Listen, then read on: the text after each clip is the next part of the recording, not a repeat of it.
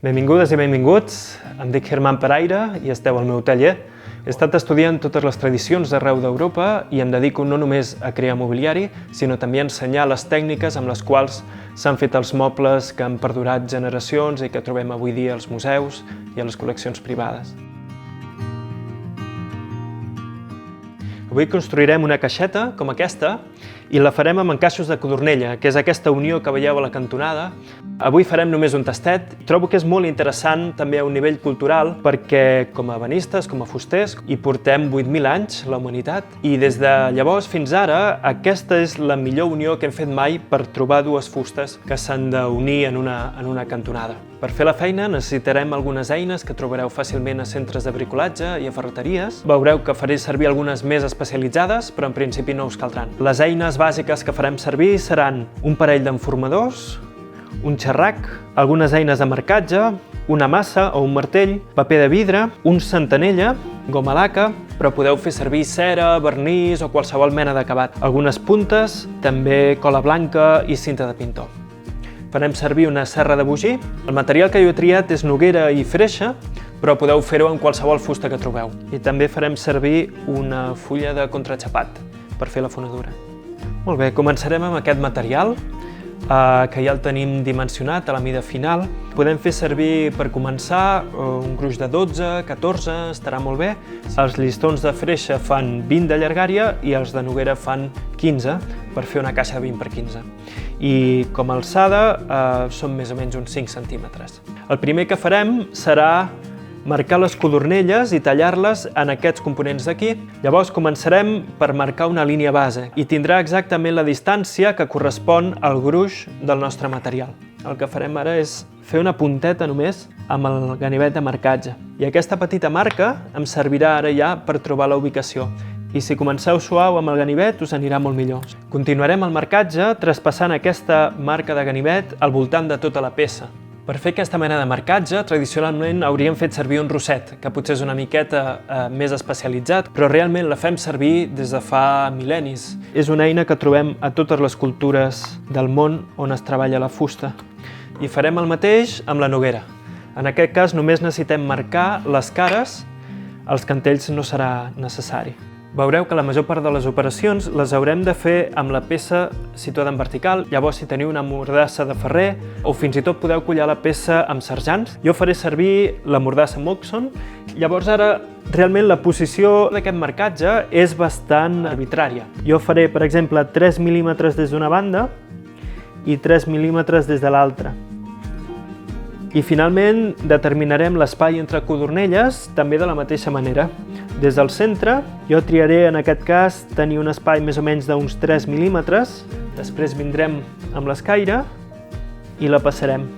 Aquestes línies, tots aquests talls han de ser paral·lels entre si i perpendiculars a la cara, perquè si no després les peces no entraran. I ara l'únic que ens falta és marcar la inclinació de les codornelles. Vosaltres podeu fer servir graus, podeu fer un angle, per exemple, de 8 o 10 graus perfectament. Llavors farem servir, si podem, un centanella o també podem fer servir un marcador de codornelles. El que farem serà col·locar el marcador d'aquesta manera i extendrem les línies en la direcció que volem.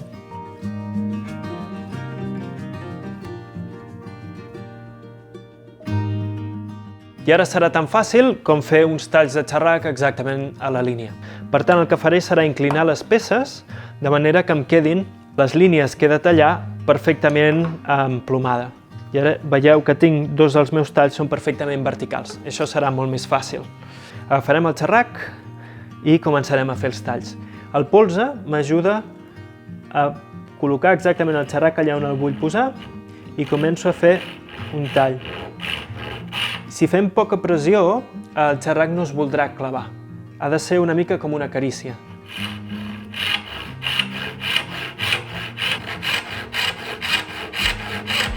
Girarem la peça i la col·locarem per fer els altres dos talls. Ara la feina que tenim és buidar o treure el sobrant que ens ha quedat aquí, aquí i aquí. I recordeu que tenim aquesta línia de rosset o de ganivet que hem fet aquí. Ara la farem servir per crear un petit esglaó exactament on està la línia. I ara podré recolzar el meu xerrac exactament en aquesta posició. I ara traurem el material que hi ha aquí al mig. I agafaré la serra de bugir. I abans de començar a serrar, l'únic que em preocupa és posar la serra en posició horitzontal.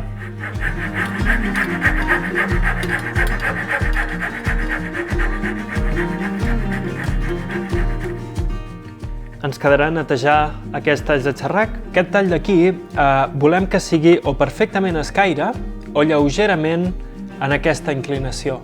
I faré uns cops de massa fins a la meitat.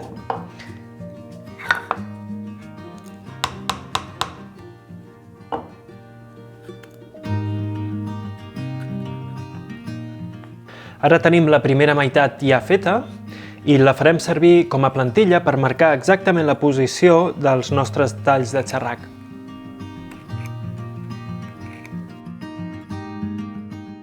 Ara, per completar el marcatge, el que farem serà baixar aquestes línies per la cara en perpendicular, amb un escaire. Ara només ens queda fer els talls de xerrac exactament a la línia. Primer de tot volem identificar el sobrant i ho farem marcant una X, allò que volem treure.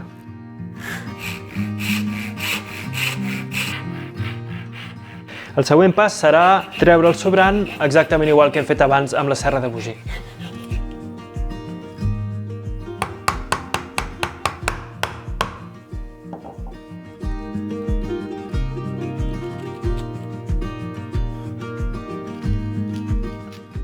I el següent pas ja serà anar a encolar. És molt bona idea que feu una prova en sec, sense posar la cola, per assegurar-vos que sabeu tots els components en quina orientació van. Llavors, no us passeu amb la cola. Si teniu un bon contacte, realment només en necessitem una miqueta. L'única superfície on realment ens importa tenir cola és en els laterals, aquest aquí i aquí també. Un cop ho tinc així, m'asseguro amb l'escaire que estic entrant a 90 graus i faré servir un trosset de fusta per no fer malbé les codornelles aquí dalt.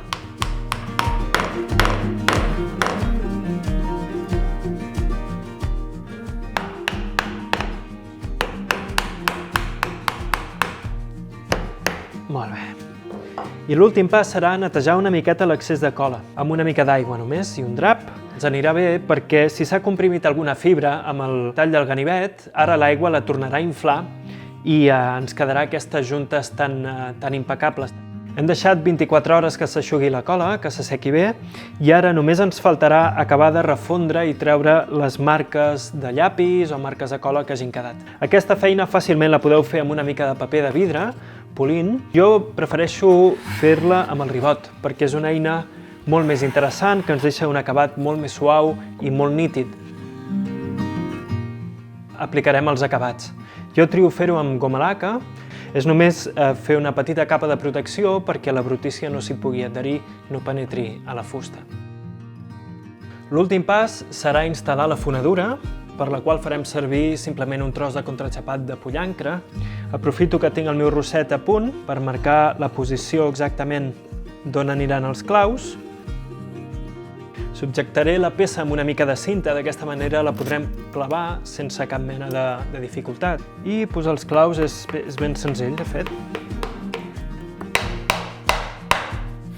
I per acabar de refondre les cabotes als claus, el que farem serà servir el rèbol. D'aquesta manera quedaran una mica per sota de la superfície i no rascaran la taula o el lloc on acabi aquesta caixa. Podria ser que no ens hagi quedat perfectament refós a la fonedura amb els laterals i el que podem fer ara és polir una mica o passar-hi el ribot fins que quedi ben bé refosa i no es noti cap mena d'esglau. Molt bé, doncs ja ho tenim.